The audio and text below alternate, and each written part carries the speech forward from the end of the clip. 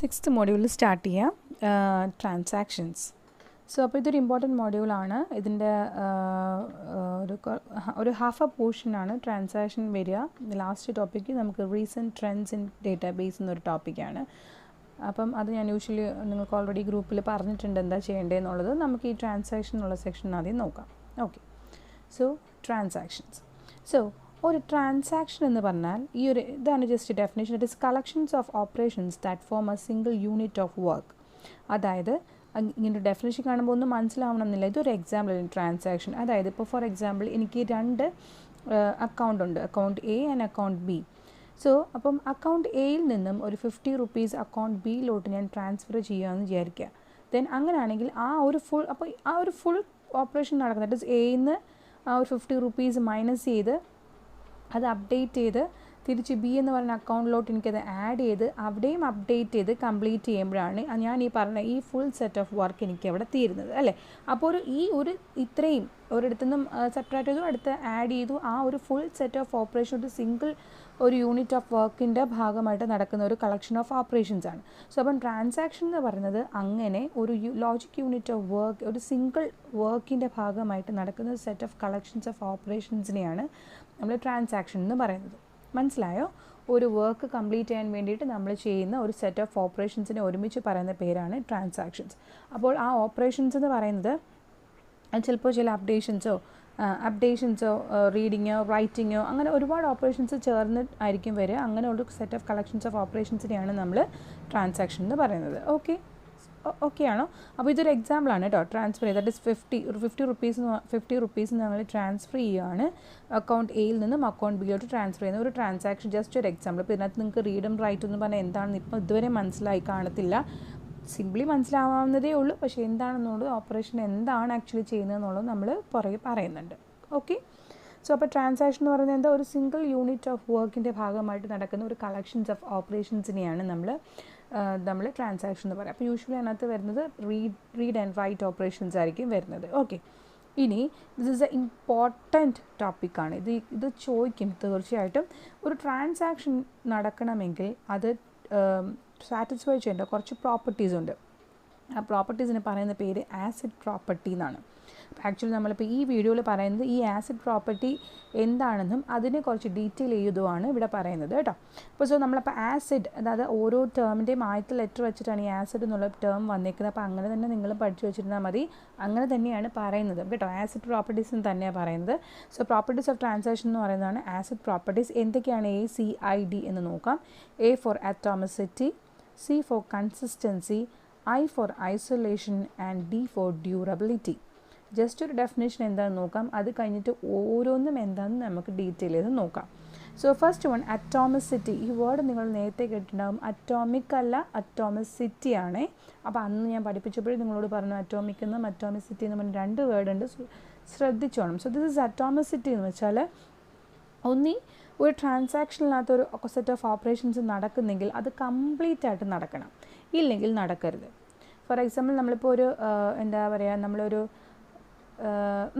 നമ്മളൊരു ഓൺലൈനായിട്ടൊരു പർച്ചേസിങ് നടക്കുന്നു. നമ്മളൊരു ഫണ്ട് ട്രാൻസ്ഫർ നടത്തി നമ്മളിപ്പം നമ്മുടെ ഓൺലൈൻ മൊബൈൽ ബാങ്കിങ് വഴി നമ്മളൊരു 500 rupees ഒരു 500 rupees ഞാൻ ഇവിടുന്ന് ട്രാൻസ്ഫർ ചെയ്തു ഓൺ ദ വേ ഏതെങ്കിലും രീതിയിൽ അവിടെ ഒരു ക്രാഷ് ഉണ്ടായി കഴിഞ്ഞാൽ നമുക്ക് എന്താ ചെയ്യേണ്ടത്? കുറച്ച് നേരം കഴിയുമ്പോൾ അത് റീഫണ്ട് ചെയ്യും. ഏതെങ്കിലും രീതിയിൽ അവിടെ ഒരു പ്രശ്നം ഉണ്ടായിക്കഴിഞ്ഞാൽ നമുക്ക് ആ എമൗണ്ട് അതേപോലെ റീഫണ്ട് ചെയ്യും. അത് നിങ്ങൾക്ക് ഒരുപാട് പേർക്കും അത് നമുക്കെല്ലാം അത് അങ്ങനെ ഒരു സംഭവം നമ്മൾ എല്ലാവരും അറിയാവുന്നൊരു കേസാണ് അല്ലേ. അതായത് എന്തെങ്കിലും രീതിയിൽ നമ്മളൊരു ഓൺലൈൻ ട്രാൻസ്ഫറിങ് നടത്തിയിട്ട് അത് അവിടെ കംപ്ലീറ്റ് ആയിട്ടില്ല എന്നുണ്ടെങ്കിൽ തീർച്ചയായിട്ടും നമുക്കത് റീഫണ്ട് ചെയ്യും. അത് ആക്ച്വലി ഈ അറ്റോമിസിറ്റി പ്രോപ്പർട്ടിയാണ്. അതായത് നമ്മൾ അയച്ച ഫണ്ട് അവിടെ ചെന്നു, നമ്മുടെ അക്കൗണ്ടിൽ മൈനസായി, അവരുടെ അക്കൗണ്ടിൽ അത് ആഡപ്പായി, ദെൻ നമുക്ക് ആ പർച്ചേസിങ് കംപ്ലീറ്റ് ആവുകയാണ് ചെയ്യുന്നത് അല്ലേ. അപ്പം അവിടെ ആ ഒരു ട്രാൻസാക്ഷൻ, അതായത് ആ സെറ്റ് ഓഫ് ഓപ്പറേഷൻസ് അവിടെ കംപ്ലീറ്റ് ആയിട്ട് നടക്കണം, ഇല്ലെങ്കിൽ നടക്കാൻ പാടില്ല. പാതി വഴിക്ക് വെച്ചിട്ട് അതായത് ഇവിടുന്ന് പോവുകയും ചെയ്തു അവിടെ എത്തിയതുമില്ല എന്നുള്ള കേസ് ഒരിക്കലും വരരുത്. മനസ്സിലായോ? അപ്പോൾ അതിനെയാണ് പറയുന്നത് atomicity. That is either all operations of the transaction are reflected properly in the database or none are. Complete operation നടക്കണം, ഇല്ലെങ്കിൽ ഒരു ഓപ്പറേഷനും നടക്കരുത്. ഏതെങ്കിലും രീതിയിൽ സിസ്റ്റം ക്രാഷ് ഉണ്ടായിക്കഴിഞ്ഞാൽ തിരിച്ചതുപോലെ എല്ലാം റിക്കവർ ചെയ്ത് കിട്ടണം. അതാണ് ഒരു ട്രാൻസാക്ഷൻ്റെ പ്രോപ്പർട്ടി. അതിനകത്ത് ഫസ്റ്റ് പ്രോപ്പർട്ടിയാണ് അറ്റോമിസിറ്റി കേട്ടോ. ഒന്നീ എല്ലാ ഓപ്പറേഷൻസ് കംപ്ലീറ്റ് ആയിട്ട് നടക്കണം, ഇല്ലെങ്കിൽ ഒന്നും നടക്കാൻ പാടില്ല. അടുത്തത് കൺസിസ്റ്റൻസി. കൺസിസ്റ്റൻസി എന്ന വേർഡ് നിങ്ങൾക്ക് അറിയാൻ ചാൻസ് ഉണ്ട്. ദാറ്റ് ഈസ്, അതായത് എപ്പോഴും നമ്മളൊരു ട്രാൻസാക്ഷൻ നടക്കുന്ന സമയത്ത് നമ്മൾ കൺസിസ്റ്റൻസി, ഡേറ്റാബേസിൻ്റെ കൺസിസ്റ്റൻസി എപ്പോഴും മെയിൻറ്റെയിൻ ചെയ്യണം. അത് എന്താണെന്ന് കുറച്ചുകൂടി ഡീറ്റെയിൽ ഞാൻ ഇപ്പം ഇത് തന്നെ ഒന്നും കൂടെ എക്സ്പ്ലെയിൻ ചെയ്യാം. അടുത്ത ടേമാണ് ഐസൊലേഷൻ. ഐസൊലേഷൻ എന്ന് പറയുന്നത്, അതായത് മൾട്ടിപ്പിൾ ട്രാൻസാക്ഷൻസ് ഒരേ ഡേറ്റാബേസിന് അണ്ടറിൽ തന്നെ നമുക്ക് മൾട്ടിപ്പിൾ ട്രാൻസാക്ഷൻസ് കൺകറൻ്റ് ആയിട്ട് നടക്കുന്നുണ്ടാവും. ഫോർ എക്സാമ്പിൾ, നിങ്ങളിപ്പം ഒരു ഓൺലൈൻ റെയിൽവേ റിസർവേഷൻ സിസ്റ്റമാണ് യൂസ് ചെയ്യുകയാണെങ്കിൽ അവിടെ ആ സെയിം ഡേറ്റാബേസിനകത്തുനിന്ന് തന്നെ ഒന്നിൽ കൂടുതൽ ട്രാൻസാക്ഷൻസ് അവിടെ നടക്കുന്നുണ്ടാവും. കാരണം ഒരാൾ ചിലപ്പോൾ ടിക്കറ്റ് ബുക്കിംഗ് ആയിരിക്കാം, വേറൊരാൾ കയറിയ ടിക്കറ്റ് അയാൾ ബുക്ക് ചെയ്ത ടിക്കറ്റ് ക്യാൻസലിംഗ് ആയിരിക്കാം, അല്ലെങ്കിൽ എന്തെങ്കിലും സീറ്റ് ചെക്കിംഗ് ആയിരിക്കാം. അങ്ങനെ ഒരേ സമയം മൾട്ടിപ്പിൾ ട്രാൻസാക്ഷൻസ് അവിടെ നടക്കാറുണ്ട് അല്ലേ. അപ്പം അങ്ങനെ നടക്കുന്ന ട്രാൻസാക്ഷൻസ് ഒരിക്കലും നമുക്ക് അങ്ങോട്ടും ഇങ്ങോട്ടും ഒരിക്കലും നമുക്കൊരു ഇൻ്റർലീവ് ചെയ്തൊരു പ്രോബ്ലം ഉണ്ടാവാൻ പാടില്ല.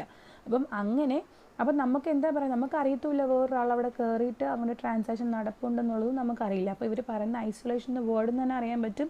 അതായത് മൾട്ടിപ്പിൾ ട്രാൻസാക്ഷൻസ് കൺകറൻ്റ് ആയിട്ട് നടക്കുന്ന സമയത്ത് ആ ട്രാൻസാക്ഷൻസ് എല്ലാം കംപ്ലീറ്റ്ലി ഐസൊലേറ്റഡ് ആയിരിക്കണം, ഇൻഡിപെൻഡൻ്റ് ആയിട്ടായിരിക്കണം ആ ഓപ്പറേഷൻസ് നടക്കേണ്ടത്. That is even though multiple transactions may execute concurrently, each transaction is unaware of other transaction executing concurrently in the system. മനസ്സിലായോ? That's next topic, that is isolation. അടുത്തത് last ACID പ്രോപ്പർട്ടിയിലെ D ആണ്, that is durability. ഡ്യൂറബിലിറ്റിയുടെ word meaning തന്നെ അറിയാമല്ലോ, long lasting എന്നൊരു meaning അല്ലേ durability. അത് തന്നെയാണ് എവിടെയും പറയുന്നത്.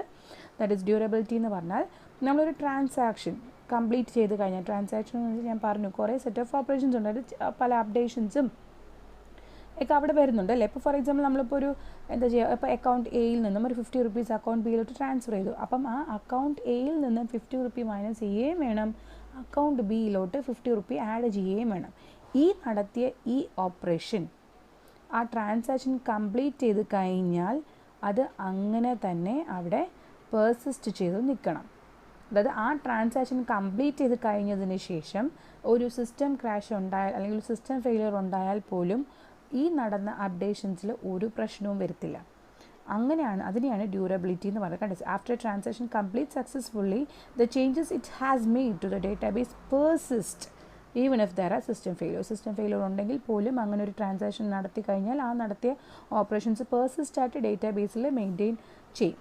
അതിനെയാണ് നമ്മൾ ഡ്യൂറബിലിറ്റി എന്ന് പറയുന്നത്. ഇനി നമുക്ക് ഈ ഓരോന്നിനെയും കുറച്ചൊരു ഡീറ്റെയിൽ ചെയ്തിട്ട് പഠിക്കാം. ഓക്കെ, ശരി. അപ്പോൾ നിങ്ങൾ അത് പോകുന്നതിന് മുമ്പ് ഇതിനകത്ത് 2 ഓപ്പറേഷൻസ് നമ്മൾ എപ്പോഴും കാണും, റീഡ് ഓഫ് എക്സ് എന്നും റൈറ്റ് ഓഫ് എക്സ്. ഞാൻ നേരത്തെ കാണിച്ചായിരുന്നല്ലോ, റീഡ് ചെയ്യുന്നതും റൈറ്റ് ചെയ്യുന്നൊക്കെ കണ്ടില്ലായിരുന്നു നിങ്ങൾ. അതെന്താ നോക്കാം. റീഡ് ചെയ്യുന്ന വെച്ചാൽ നമ്മൾ ഡേറ്റാബേസിൽ നിന്നും എക്സ് എന്ന് നെയിമുള്ള ഒരു ഐറ്റത്തിനെ നമ്മളൊരു പ്രോഗ്രാം വേരിയബിളിലോട്ട് റീഡ് ചെയ്യുന്നതിനെയാണ് റീഡ് എക്സ് എന്ന് പറയുന്നത്. മനസ്സിലായോ? ദാറ്റ് ഈസ് ഡേറ്റാബേസിനകത്തുനിന്ന് ഒരു ഐറ്റം ഉണ്ട്, ആ ഐറ്റത്തിൻ്റെ പേര് ദിസ് ഇസ് എക്സ്. അതിനെ ആ ഡേറ്റാബേസിൽ നിന്നും എക്സ് എന്ന് പറയുന്ന വേറൊരു വേരിയബിളിലോട്ട് അതിൻ്റെ വാല്യൂ റീഡ് ചെയ്ത് വെക്കുന്നതിനെയാണ് നമ്മൾ റീഡ് ഓപ്പറേഷൻ എന്ന് ഉദ്ദേശിക്കുന്നത്. മനസ്സിലായോ? തിരിച്ച് റൈറ്റ് ഓപ്പറേഷൻ എന്ന് പറയുന്നത് write of X, read of X എന്ന് തന്നെയാണ് പറയാം. ഇതിൻ്റെ മീനിങ് ഇവിടെ ഈ എക്സ് എന്ന് പറയുന്നത് വേരിയബിളിൻ്റെ പേരാട്ടോ. ഏത് വേരിയബിളിലോട്ടാണ് റീഡ് ചെയ്യേണ്ടത്, ഏത് വേരിയബിളിൽ നിന്നുമാണ് റൈറ്റ് ചെയ്യേണ്ടത്, that is read operation and write operation. So write of X എന്ന് വെച്ചാൽ നമ്മളപ്പം ഈ പറഞ്ഞ ഓപ്പറേഷനെ നേരെ തിരിച്ച്, ദാറ്റ് ഈസ് എക്സ് എന്ന് പറഞ്ഞ വേരിയബിളിൽ ഇരിക്കുന്ന വാല്യൂവിനെ നമ്മൾ ഡേറ്റാബേസിനകത്തോട്ട് എക്സ് എന്ന് നെയിം ഡേറ്റാബേസിലോട്ട് നമ്മൾ റൈറ്റ് ചെയ്യുന്നു. എക്സ് എന്ന് തന്നെ നമ്മൾ അവിടെയും എക്സ് എന്ന് തന്നെ പേര് കൊടുത്തിട്ട് ആ വാല്യൂ അങ്ങോട്ട് റൈറ്റ് ചെയ്യുന്നു. Just reading from the database to a variable and writing means we are writing the value of a variable x to a variable into the database. മനസ്സിലായോ? Reading from the database and writing to the database. അത്രയും മീനിങ്ങേ ഉള്ളൂ read of x and write of x. Okay, ഇനി നമ്മൾ ഈ പറഞ്ഞ acid property കുറച്ചുകൂടി detail ചെയ്ത് നമുക്കൊന്ന് മനസ്സിലാക്കാം. ജസ്റ്റ് ഒരു എക്സാമ്പിൾസ് വെച്ചിട്ട് നമുക്ക് എങ്ങനെയാണ് ഇതിനെ എക്സ്പ്ലെയിൻ ചെയ്യുന്നതെന്ന് നോക്കാം. ഞാൻ അപ്പോൾ ഇതിനകത്ത് കൂടുതൽ ഡെഫിനേഷൻസ് ഒന്നുമില്ല, ജസ്റ്റ് എക്സാമ്പിൾസ് മാത്രമേ ഉള്ളൂ നിങ്ങൾക്ക് മനസ്സിലാവാൻ വേണ്ടിയിട്ട്. അപ്പോൾ നമുക്ക് നോക്കാം. Just acid properties in detail ഇത് പറയുവാണ്. അപ്പം ആക്ച്വലി നമ്മൾ ആ സെയിം ട്രാൻസാക്ഷൻ ഓപ്പറേഷൻ തന്നെയാണ് ഞാനിവിടെ എല്ലായിടത്തും എക്സാമ്പിളായിട്ട് എടുത്തേക്കുന്നത്. അതിനകത്ത് വന്നിട്ട് ഓരോന്ന് എന്താണെന്ന് പറഞ്ഞുതരാം. സോ ഫസ്റ്റ് ഇപ്പോൾ നിങ്ങൾ മനസ്സിലാക്കാം, എ എന്ന് പറഞ്ഞൊരു അക്കൗണ്ടിനകത്ത് എനിക്ക് 1000 rupees ഉണ്ട്, ബി എന്ന് പറഞ്ഞ അക്കൗണ്ടിനകത്ത് എനിക്ക് 2000 rupees ഉണ്ട്. അപ്പോൾ എനിക്ക് ആദ്യം ഇവിടെ നമുക്ക് ചെയ്യേണ്ടത്, ഇപ്പോൾ ആദ്യമേ നിങ്ങൾ എന്താണ് ട്രാൻസാക്ഷൻ മനസ്സിലാക്കുക, അത് കഴിഞ്ഞിട്ട് അങ്ങോട്ട് പോകാം. അപ്പോൾ നമ്മൾ ട്രാൻസാക്ഷൻ ഇങ്ങനെയാണ്, read A, that is A എന്ന് പറഞ്ഞ അക്കൗണ്ട് ദാറ്റ് ഇസ് എ എന്ന് പറഞ്ഞ ഡേറ്റ ഐറ്റത്തിനകത്ത് എന്തായിരുന്നോ വാല്യൂ ഡേറ്റാബേസ് അതിനെ നമുക്ക് റീഡ് ചെയ്യാവുന്നതാണ്, വിച്ച് മീൻസ് 1000 റീഡ് ചെയ്തു എന്നർത്ഥം. Then a equal to a minus 50, that is 1000 minus 50, that is 950. That is now the account gets reduced by 50 rupees and right of a എന്ന് വെച്ചാൽ ആ ഇപ്പോൾ minus ചെയ്ത ഈ 950 എന്ന് പറഞ്ഞ റുപ്പിയാണ് ഇനി നമുക്ക് ഡേറ്റാബേസിലോട്ട് അപ്ഡേറ്റ് ചെയ്യേണ്ടത്. ദാറ്റ് ഇസ് നൗ 1000 അല്ല, പകരം അത് 950 ആയി മാറും. മനസ്സിലായോ? അപ്ഡേറ്റ് ചെയ്തെന്ന് വെച്ചാൽ ആ അപ്ഡേഷൻ നമുക്ക് ഡിസ്കിലോട്ടും കൂടെ സേവ് ചെയ്തു. അതാണ് ഈ റൈറ്റ് ഓഫ് എ ഓപ്പറേഷൻ കൊണ്ട് ഉദ്ദേശിക്കുന്നത്. തിരിച്ച് ഡേറ്റാബേസിലോട്ട് അപ്ഡേറ്റ് ചെയ്തു. Okay, that is updated on disk എന്ന് ഞാൻ ഇട്ടേക്കുന്നതിനാണ് കേട്ടോ. ദെൻ റീഡ് ബി എന്ന് പറയുമ്പോൾ ബിയുടെ വാല്യൂ റീഡ് ചെയ്യുക. ബിയുടെ ഒറിജിനൽ വാല്യൂ ഇപ്പോൾ എന്താ ബിയിലിരിക്കുക 2000. സോ 2000 ഞാൻ റീഡ് ചെയ്തു. And B equal to B plus B, that is അതിൻ്റെ കൂടെ 50 ആഡ് ചെയ്തു, which means it's 2050. And write of B, which means ഈ 205 ദാറ്റ് ഇസ് ഇൻസ്റ്റെഡ് ഓഫ് 2000 2050 എന്ന് ബിയുടെ വാല്യൂവിന് തിരിച്ച് 2050 എന്നുള്ള വാല്യൂ ആയിരിക്കും ഇനി ഡേറ്റാ ബേസിലോട്ട് അത് അപ്ഡേറ്റ് ആവുന്നത്. മനസ്സിലായോ സംഭവം? സോ അപ്പോൾ before transaction A plus B എന്തായിരുന്നു? 1000 plus 2000, that is 3000. And after transaction, that is 950 plus 2050 എന്ന് പറയുന്നത് 3000 ആയിരിക്കും. ഇതെന്താ സംഭവം ഞാൻ ഇപ്പം അങ്ങോട്ട് പിന്നെ അങ്ങോട്ട് പറഞ്ഞു തരാം. ഓക്കെ, അപ്പോൾ നമ്മൾ ആദ്യമേ ആസെറ്റ് പ്രോപ്പർട്ടി ACD ആ ഫോമിൽ തന്നെയല്ല നമ്മൾ എടുക്കുന്നത്. മനസ്സിലാവാനുള്ള എളുപ്പത്തിന് വേണ്ടിയിട്ട് ആദ്യം നമ്മൾ കൺസിസ്റ്റൻസി എന്നുള്ള ടേമാണ് ആദ്യം പറയുന്നത്. കൺസിസ്റ്റൻസി എന്ന് വെച്ചാൽ the sum of A and B B unchanged by the execution of the transaction. അതായത് ഇവിടെ പറയുന്ന ഇത്രയേ ഉള്ളൂ, ഒരു ട്രാൻസാക്ഷന് മുമ്പും ഒരു ട്രാൻസാക്ഷൻ കംപ്ലീറ്റ് ചെയ്ത് കഴിഞ്ഞിട്ടും ആ ഡേറ്റാബേസ് എപ്പോഴും കൺസിസ്റ്റൻ്റ് ആയിരിക്കണം. അപ്പോൾ നമ്മൾ ഇവിടുത്തെ കേസ് പറയുവാണെങ്കിൽ ബിഫോർ ട്രാൻസാക്ഷൻ എയുടെയും ബിയുടെയും വാല്യൂ നമ്മൾ ആഡ് ചെയ്യുമ്പോൾ 3000 ആണ് കിട്ടുന്നത്. മനസ്സിലായോ? ദെൻ അത് കഴിഞ്ഞിട്ട് ഈ ട്രാൻസാക്ഷനായ സെറ്റ് ഓഫ് ഓപ്പറേഷൻസ് പെർഫോം ചെയ്ത് കഴിഞ്ഞാലും എയുടെയും ബിയുടെയും ഇപ്പോഴത്തെ കറണ്ട് വാല്യൂ നമ്മൾ ആഡ് ചെയ്ത്, ഇപ്പം കറണ്ട് വാല്യൂ അപ്ഡേറ്റ് ചെയ്തേക്കുന്നുണ്ടോ 950 എന്നും ഇവിടെ കറണ്ട് വാല്യൂ 2050 എന്നും. അപ്പോൾ ഇത് രണ്ടും ആഡ് ചെയ്താലും വിൽ ഗെറ്റ് 3000. അപ്പം ആ ഒരു സം എ പ്ലസ് ബി എന്നുള്ള ആ സമ്മ് നമ്മൾ ബിഫോർ ട്രാൻസാക്ഷൻ ആയാലും ആഫ്റ്റർ ട്രാൻസാക്ഷൻ ആയാലും നമ്മളത് അൺചേഞ്ച് ചെയ്യാതെ തന്നെ വെക്കണം. അങ്ങനെ അൺചേഞ്ച്ഡ് സ്റ്റേറ്റിലാണെങ്കിൽ നമുക്ക് പറയാം ആ ഡേറ്റാബേസ് കൺസിസ്റ്റൻ്റ് ആണെന്ന്. That is if the database is consistent before an execution of the transaction, the database remains consistent after the execution of the transaction. Before transaction consistent ആണെങ്കിൽ ആഫ്റ്റർ ട്രാൻസാക്ഷനും കൺസിസ്റ്റൻ്റ് ആയിരിക്കണം. അവിടുന്ന് -50 ചെയ്തെങ്കിൽ ഇവിടെ അത് ആഡപ്പ് ചെയ്തിട്ടുണ്ടായിരിക്കണം. അതാണ് നമ്മൾ atomicity എന്നുകൊണ്ട് ഉദ്ദേശിക്കുന്നത്. ഇതിനിപ്പോൾ കൺസിസ്റ്റൻസി. അപ്പോൾ ഇതിനകത്ത് നമ്മൾ പറയുന്നുണ്ട്, ഇതിനകത്ത് കൺസിസ്റ്റൻസി എന്നുള്ള ഈ ഒരു പ്രോപ്പർട്ടി എൻഷുർ ചെയ്യേണ്ടത് ആളുടെ റെസ്പോൺസിബിലിറ്റി ആണെന്നുള്ളത്. ദിസ് ഇസ് ആപ്ലിക്കേഷൻ പ്രോഗ്രാമറിൻ്റെ റെസ്പോൺസിബിലിറ്റിയാണ് ആക്ച്വലി കൺസിസ്റ്റൻസി മെയിൻറ്റെയിൻ ചെയ്യുക. ആപ്ലിക്കേഷൻ പ്രോഗ്രാം എന്ന് ഉദ്ദേശിക്കുന്നത് ഡേറ്റാബേസ് എന്നൊക്കെ പറയുന്നത് വലിയ പ്രോഗ്രാമായിട്ടാണ് നമ്മൾ ചെയ്യുക. അപ്പം അങ്ങനെ ചെയ്യുന്ന ആ പ്രോഗ്രാമർ ആരാണോ, സോഫ്റ്റ്വെയർ ചെയ്യുന്ന ആപ്ലിക്കേഷൻ പ്രോഗ്രാമർ ആരാണോ അയാളുടെ റെസ്പോൺസിബിലിറ്റി ആയിരിക്കും കൺസിസ്റ്റൻസി എപ്പോഴും അവിടെ എൻഷുർ ചെയ്യുക എന്നുള്ളത്.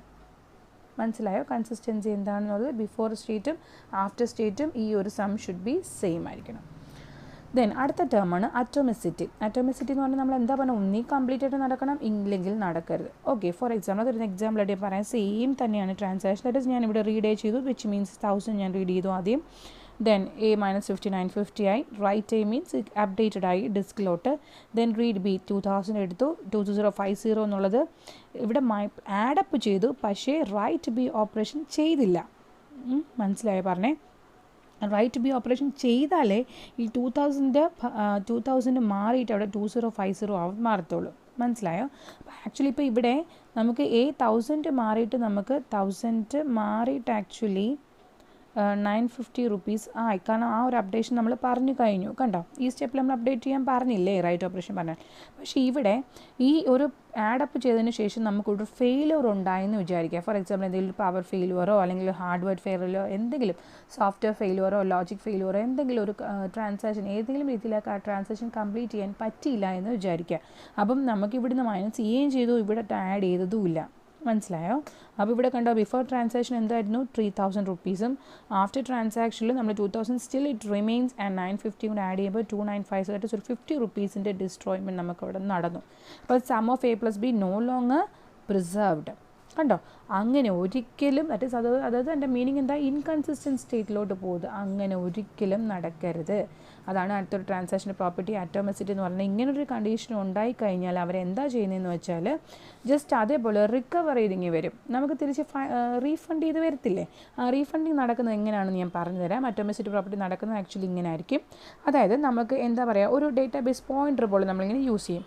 കണ്ടോ, ഈ പോയിന്റിൽ നിന്നും നമ്മൾ ആദ്യമേ ഏതൊരു ഓപ്പറേഷൻ ട്രാൻസാക്ഷൻ നടക്കുമ്പോഴും നമ്മൾ എന്താ ചെയ്യുന്നത് വെച്ചാൽ ഒറിജിനൽ ആ എയുടെയും ബിയുടെയും ഒരു ഓൾഡ് കോപ്പി എന്താണോ നമ്മളൊരെണ്ണം കോപ്പി നമ്മൾ യൂസ് ചെയ്യും, സേവ് ചെയ്ത് വെക്കും.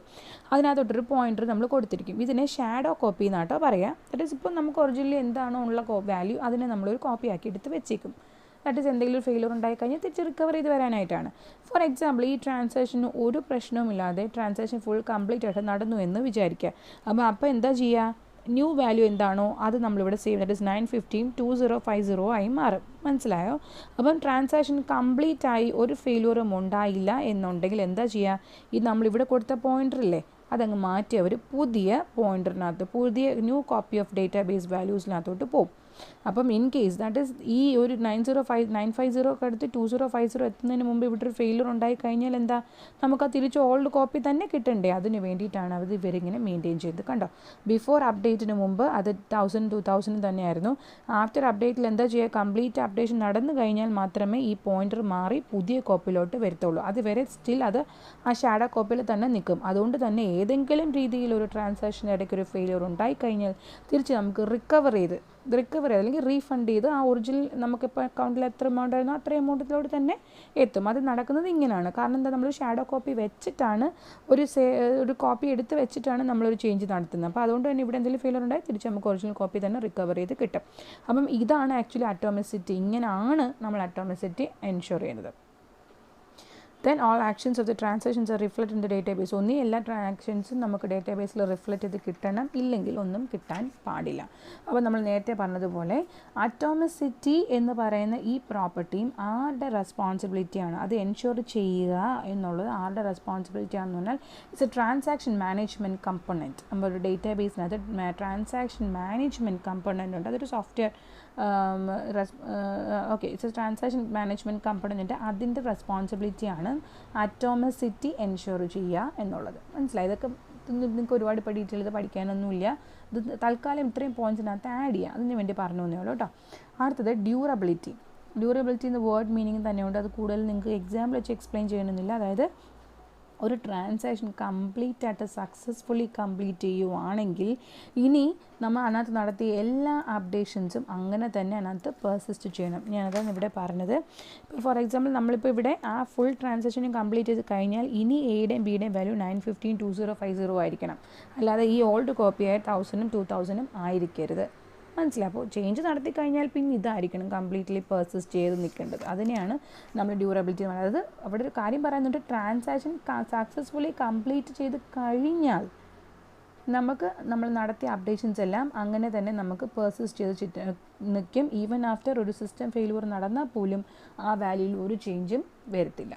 മറ്റേത് ഇവിടുത്തെ കേസ് എന്താ പറഞ്ഞത്, ഈ ട്രാൻസാക്ഷൻ കംപ്ലീറ്റ് ആവുന്നതിന് മുമ്പ് ഫെയിലിയർ നടക്കുന്ന കേസാണ് പറഞ്ഞത്. അങ്ങനെയാണെങ്കിൽ എന്താ ചെയ്യുക, ഒറിജിനൽ കോപ്പി തന്നെ പോകണം.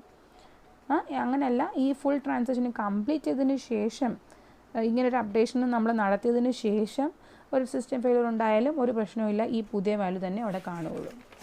ആ പറയുന്ന പ്രോപ്പർട്ടിയാണ് ഇവിടെ ഡ്യൂറബിലിറ്റി എന്ന് ഉദ്ദേശിക്കുന്നത്. അപ്പം അത് ആരുടെ റെസ്പോൺസിബിലിറ്റി ആണെന്ന് നോക്കാം. അതൊരു സോഫ്റ്റ്വെയർ കമ്പണൻ്റെ റെസ്പോൺസിബിലിറ്റിയാണ്. That is recovery management component. കേട്ടോ, ഡ്യൂറബിലിറ്റി എന്നുള്ളത് റിക്കവറി മാനേജ്മെൻറ്റ് കമ്പണൻറ്റിൻ്റെ ഒരു പ്രോപ്പർട്ടിയാണ്, അല്ലെങ്കിൽ അവരാണ് അതിൻ്റെ റെസ്പോൺസിബിളായിട്ട് നിൽക്കുന്നത്. അത് ഈ പ്രോപ്പർട്ടി ഡ്യൂറബിലിറ്റി എന്ന് പറഞ്ഞ പ്രോപ്പർട്ടി എൻഷുർ ചെയ്യാൻ റെസ്പോൺസിബിൾ ആയിട്ടുള്ളത് റിക്കവറി മാനേജ്മെൻറ്റ് കമ്പണൻ്റാണ്. സോ അടുത്തൊരു ചെറിയ വീഡിയോ കേട്ടോ, നേരത്തെ അതിൻ്റെ ഒരു കണ്ടിന്യൂഷൻ തന്നെയാണ്. ഐസൊലേഷൻ എന്ന് പറഞ്ഞ പ്രോപ്പർട്ടി എന്ന് പറഞ്ഞാൽ നമ്മളിത് പറഞ്ഞു, എന്താ പറഞ്ഞത്, ദാറ്റ് ഈസ് കൺകറൻ്റ് ആയിട്ട് ഒരേ സമയത്ത് ഒരേ ഡേറ്റാബേസിലോട്ട് തന്നെ ഒന്നിൽ കൂടുതൽ ട്രാൻസാക്ഷൻസ് നടക്കാറുണ്ട്. ആ സമയത്ത് ആ നടക്കുന്ന രണ്ട് ട്രാൻസാക്ഷൻസും കംപ്ലീറ്റ്ലി ഐസൊലേറ്റഡ് ആയിരിക്കണം. അവർ തമ്മിലൊരു ക്ലാഷ് ഉണ്ടാവാൻ പാടില്ല. ഇപ്പോൾ ഫോർ എക്സാമ്പിൾ നമ്മളാണ് ഈ രണ്ട് ട്രാൻസാക്ഷൻ കാണിച്ചേക്കുക. അപ്പം രണ്ട് ട്രാൻസാക്ഷൻ TITJ ആ രണ്ട് ട്രാൻസാക്ഷൻ നടക്കുന്നു. പക്ഷേ ഇങ്ങനൊരു ട്രാൻസാക്ഷൻ നടക്കുമ്പോൾ, ഐസൊലേറ്റഡ് ആയിട്ട് നടക്കുമ്പോഴും നമ്മൾ കൺസിസ്റ്റൻസി എന്നൊരു കോൺസെപ്റ്റ് നമ്മളവിടെ മെയിൻറ്റെയിൻ ചെയ്തേ പറ്റൂ. ഫോർ എക്സാമ്പിൾ അങ്ങനെ ഒരു ഐസൊലേറ്റഡ് ആയിട്ട് നടക്കുന്ന രണ്ട് ട്രാൻസാക്ഷൻ നമ്മൾ എടുക്കുകയാണ്, അവിടെ വരുന്ന ഒരു ഇൻകൺസിസ്റ്റൻസി എന്താണെന്ന് നോക്കാം. നിങ്ങൾ നോക്കി, ഇപ്പോൾ നമ്മൾ പറഞ്ഞ നേരത്തെ അതേ ഓപ്പറേഷൻ കേട്ടോ, റീഡ് 1000 റീഡ് ചെയ്തു, -50 സോ 950 ആയി. റൈറ്റ് ചെയ്യുന്ന പറഞ്ഞുകൊണ്ട് ആ ഡേറ്റ നമ്മൾ ചെയ്ത അപ്ഡേഷൻ ഡേറ്റാബേസിനകത്തോട്ട് കംപ്ലീറ്റ്ലി അപ്ഡേറ്റഡ് ആവുന്നു. ദെൻ റീഡ് B ചെയ്യുന്നു, ദാറ്റ് ഇസ് 2000 റീഡ് ചെയ്തു, 50 ആഡ് അപ്പ് ചെയ്യുന്നു. പക്ഷേ ഇവിടെ ടു റൈറ്റ് B ഓപ്പറേഷൻ ഇവിടാണ് നടക്കുന്നത്. ഓക്കെ, ദാറ്റ് ഈസ് ഈ ബിഫോർ റൈറ്റ് ഓപ്പറേഷൻ നടക്കുന്നതിന് മുമ്പ്, ദാറ്റ് ഈസ് ബിയിൽ 2050 എന്നുള്ള അപ്ഡേഷൻ നടക്കുന്നതിന് മുമ്പ് നമ്മളിവിടെ റീഡ് എയും റീഡ് ബിയും നടക്കുന്നു എന്ന് വിചാരിക്കും. അപ്പോൾ റീഡ് എയിൽ കുഴപ്പമില്ല, ഇപ്പം മാറി 950 റുപ്പിയായി. ഓക്കെ, കാരണം ഇവിടെ ഓൾറെഡി റിട്ടേൺ ആണല്ലോ, ഡേറ്റാബേസിലോട്ട് അപ്ഡേറ്റ് ആയില്ലേ. സോ 950 തന്നെ ഇവിടെ റീഡ് ആവും. റീഡ് ബിയിൽ അപ്പോൾ നമുക്ക് 2050 അല്ല കിട്ടുന്നത്, കാരണം അത് എന്തായാലും ഇവിടെ അപ്ഡേറ്റ് ആയില്ല. അതിന് മുമ്പുള്ള ബിക്ക് എന്തായിരുന്നു വാല്യൂ അതായിരിക്കും ഇവിടെ കിട്ടുന്നത്, ദാറ്റ് ഈസ് 2000 കണ്ടോ. അപ്പോൾ 2950 എന്നുള്ള സമ്മായിരിക്കും നമുക്കിത് ഈ ഒരു ട്രാൻസാക്ഷനിൽ അവസാനം കിട്ടുന്നത്. അപ്പോൾ അതൊരു ഇൻകൺസിസ്റ്റൻസി ആയി, മനസ്സിലായി. അപ്പം ഐസൊലേറ്റഡ് ആയാലും അല്ലെങ്കിൽ കൺകറൻ്റ് ആയിട്ട് രണ്ട് ട്രാൻസാക്ഷൻ കംപ്ലീറ്റ്ലി ഐസൊലേറ്റഡ് നടന്നാൽ പോലും അവിടെ ആ രണ്ട് ട്രാൻസാക്ഷനും കംപ്ലീറ്റ് ചെയ്ത് കഴിയുമ്പോൾ ആ ഡേറ്റാബേസ് എപ്പോഴും കൺസിസ്റ്റൻറ്റ് സ്റ്റേറ്റിൽ തന്നെ ആയിരിക്കണം. അതെപ്പോഴും നമ്മൾ എൻഷുർ ചെയ്യുന്നൊരു കാര്യമാണ്. മനസ്സിലായോ പറഞ്ഞേ? ഇവിടെ ഐസൊലേഷൻ എൻഷുർ ചെയ്യാന്നല്ല പറഞ്ഞത്, ഐസൊലേറ്റഡ് ആണ് രണ്ട് ട്രാൻസാക്ഷനും നടക്കുന്നത്.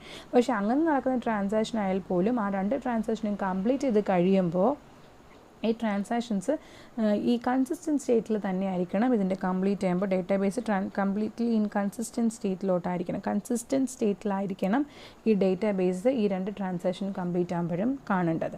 അപ്പം ആക്ച്വലി അപ്പോൾ അവർ പറയുന്നത് അങ്ങനെയാണ്.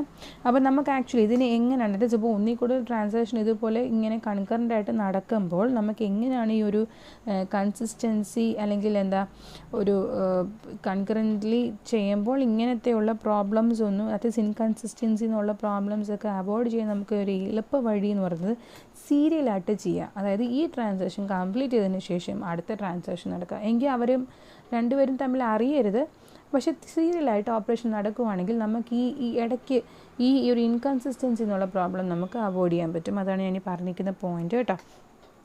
നമുക്ക് a way to avoid the problem of concurrent executing transaction is to execute transaction serially. നമുക്ക് വൺ ആഫ്റ്റർ അതർ ആയിട്ട് ഈ രണ്ട് ട്രാൻസാക്ഷൻ നടത്തിയിരുന്നെങ്കിൽ ഇങ്ങനെ ഒരു ഇൻകൺസിസ്റ്റൻറ്റ് സ്റ്റേറ്റ് ഒരിക്കലും വരില്ല. മനസ്സിലായോ? അങ്ങനെ നമുക്ക് കംപ്ലീറ്റ്ലി ഐസൊലേറ്റഡും ചെയ്യാം, കംപ്ലീറ്റ്ലി കൺസിസ്റ്റൻ്റ് ആയിട്ട് നമുക്ക് ഡേറ്റാബേസ് മെയിൻറ്റെയിൻ ചെയ്യുകയും ചെയ്യാം. അപ്പം ആക്ച്വലി ഈ കൺസിസ്റ്റൻസി എന്നുള്ള റെസ്പോൺസിബിലിറ്റി അല്ലെങ്കിൽ ഈ ഒരു പ്രോപ്പർട്ടി എൻഷുർ ചെയ്യേണ്ടത് ആരുടെ റെസ്പോൺസിബിലിറ്റി ആണെന്ന് നോക്കാം. It is concurrency control component. അത് നമ്മളിനി അങ്ങോട്ട് പഠിക്കാൻ പോകുന്നതായിട്ട് കൺകറൻസി കൺട്രോൾ മെക്കാനിസം എന്താണ്, ലോക്കിംഗ് എന്നൊക്കെ പറഞ്ഞ കോൺസെപ്റ്റ് ഉണ്ട്. സോ അതൊക്കെയാണ് നമ്മളിനി അടുത്തത്, ഇത് കഴിഞ്ഞിട്ട് അടുത്ത ടോപ്പിക്കായിട്ട് നമ്മളിനി അതാണ് അടുത്തത് പഠിക്കാൻ പോകുന്നത് കേട്ടോ. അപ്പോൾ നമ്മൾ ലാസ്റ്റ് പറഞ്ഞു വന്നത് ഐസൊലേഷൻ ആണ്. അപ്പോൾ നമ്മൾ ഈ പറഞ്ഞ ഈ ആസിഡ് പ്രോപ്പർട്ടിയിൽ ഇത്രയും പ്രോപ്പർട്ടി നമ്മൾ കുറേയും കൂടെ എക്സ്പ്ലെയിൻ ചെയ്തു. കൺസിസ്റ്റൻസി എന്താണ്, A+B before transaction, A-B after ട്രാൻസാക്ഷനും A+B ആഫ്റ്റർ ട്രാൻസാക്ഷനും സെയിം ആയിരിക്കണം. ആറ്റോമിസിറ്റി എന്ന് വെച്ചാൽ ഒരു ട്രാൻസാക്ഷൻ കംപ്ലീറ്റ് എന്തെങ്കിലും രീതിയിൽ ഒരു ഫെയിലിയർ ഉണ്ടായി കഴിഞ്ഞാൽ അത് തിരിച്ചു റിക്കവർ ചെയ്യണം. ഇല്ലെങ്കിൽ ട്രാൻസാക്ഷൻ കംപ്ലീറ്റഡ് നടക്കണം. ഒന്നീ കംപ്ലീറ്റ് ട്രാൻസാക്ഷൻ നടക്കാൻ, ഇല്ലെങ്കിൽ ഒന്നും നടക്കരുത്. അതാണ് അറ്റോമിസിറ്റി. ദെൻ അടുത്തത് ഡ്യൂറബിലിറ്റി തന്നെ നമ്മളൊരു ചേഞ്ച് നടത്തി കഴിഞ്ഞിട്ട് ട്രാൻസാക്ഷൻ കംപ്ലീറ്റ് ആയി കഴിഞ്ഞാൽ നമ്മൾ നടത്തുന്ന എല്ലാ അപ്ഡേഷൻസും ഡേറ്റാബേസിൽ പെർമനൻ്റ് ആയിട്ടായിരിക്കും ഇപ്പോൾ സേവ് ആവുന്നത്. അതിന് നമുക്ക് ഒരു വേറൊരു സിസ്റ്റം ഫെയിൽ ഉണ്ടായപ്പോലും അതിനൊരു പ്രശ്നവും വരത്തില്ല. ലാസ്റ്റ് വൺ ഐസൊലേഷൻ എന്ന് പറയുന്നത് നമ്മൾ ഒന്നിൽ കൂടുതൽ ട്രാൻസാക്ഷൻ കൺകറൻ്റ് ആയിട്ടായിരിക്കും എക്സിക്യൂട്ട് ചെയ്യാൻ പറ്റും. അങ്ങനെ നടക്കുമ്പോൾ അവിടെ ഒരിക്കലും ഇൻകൺസിസ്റ്റൻസി സ്റ്റേറ്റ്സ് വരാൻ പാടില്ല. അത് നമുക്ക് എൻഷുർ ചെയ്യേണ്ടി വരും. ഇത്രയും കാര്യങ്ങളാണ് നമ്മൾ ആസിഡ് പ്രോപ്പർട്ടിയിൽ പറയുന്നത്.